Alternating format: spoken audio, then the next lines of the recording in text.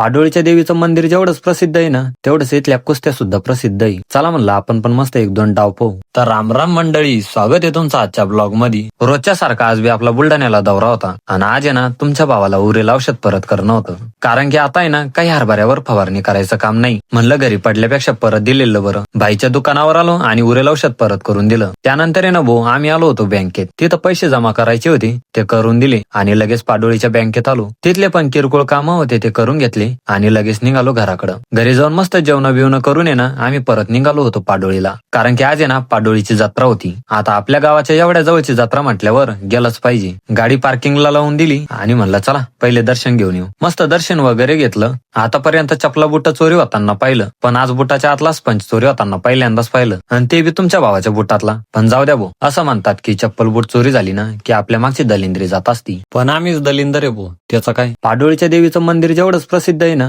तेवढंच इथल्या कुस्त्या सुद्धा प्रसिद्ध आहे. चला म्हणलं आपण पण मस्त एक दोन डाव पाहू. एकदम खतरनाक कुस्त्या पाहायला भेटल्या आणि त्यानंतर आहे ना या बारक्या दोन डॉनची कुस्ती पाहायला भेटली भाऊ. कुस्ती पाहून झाल्यावर म्हणलं चला जत्रा फिरू. त्यात भाऊ जत्रेत घेणाऱ्या लोकांचा आवाज कमी आणि विकणाऱ्या याचा जास्त होता.